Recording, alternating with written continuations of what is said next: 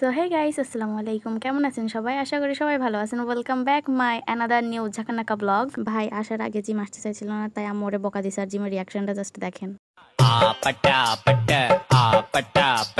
ভাই সত্যি কথা বলতে রাস্তার যে অবস্থা, তাতে মনে হচ্ছে বোমা মেরে রাস্তার মাটি টুটি সব উঠাই ফেলেছে। আর এই রাস্তা দিয়ে যাওয়ার সময় একটা গান খুব গাইতে ইচ্ছা করছিল। I am a disco dancer. I am a disco dancer.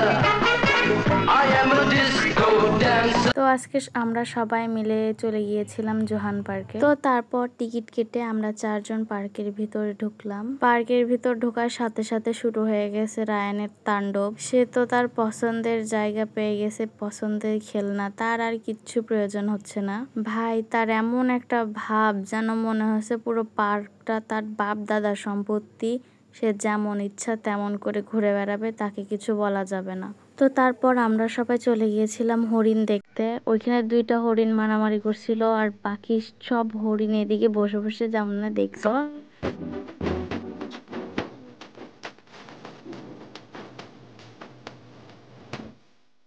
তো তারপর হাঁটতে হাঁটতে পার্কের এই সাইডে চলে আসলাম। এই সাইডে এসে সবাই কয়েকটা করে ছবি তুলে নিলাম। এর মধ্যে আমাদের ব্যাগে করে নিয়ে যাওয়া ছোট ইঁদুরের বাচ্চার গরম লেগেছে। সে এখন তার জামা কাপড় চেঞ্জ করবে, কারণ তার এক জামা পরে ছবি তোলা হয়ে গেছে। অনেকে হলো ভাই রে ভাই কি একটা পার্ট। আমি বলছি দরকার নাই, তাই কেমন করে আমাকে ধমক দিয়ে চলে গেল। তারপরে তারে জামা কাপড় পরাই দিল। তারপর শুরু হয়ে গেছে আবার তার দৌড়। এত দৌড়ানোর ফলে সে হাঁপায় গেছে। এখন সে আবার গেছে জুস খাইতে।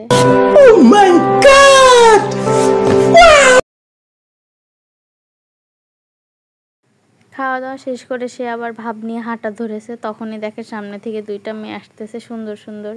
আমার ভাই আবার সুন্দরী মেয়েদের পাত্তা দেয় না, ও পছন্দ করে না মেয়ে মানুষ। তারপর এখন সে একটু ভাব নিয়ে আসে, কারণ সেটার মধ্যে উঠবে। আমি ওরা হাই দিতেছি, ও আমার কোনো উত্তরই দেয় না। জিম জোর করে ওরা হাই দিতেছে, তাও দিবে না, ভাব নিয়ে বসে আছে। তাও আবার সে একা একা উঠবে না, এখানে মামারে নিয়ে যাবে। জোর করে মামারে নিয়ে গেছে, সে মামার সাথে উঠবে। এখানে জিমরে বলতেছে চলে যেতে। ওইখান থেকে আসার পর মামা, জিম আর বাবু 3 জনে গেছিল ভূতের বাড়ি ট্রেনে। আমি এই সব রাইডে উঠি না, আমার অনেক ভয় করে ভূতের বাড়িটার ভিতরে। তারপর নাগরদোল্লা টাইপ যেগুলো আছে ওইগুলোতে উঠলে আমার খুব ভয় করে, এই জন্য আমি কোনোদিন কোনো রাইডে উঠি না।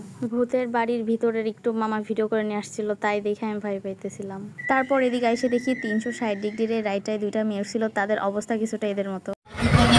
ওই নুরি আর উঠবি কোনদিন? আর উঠবি?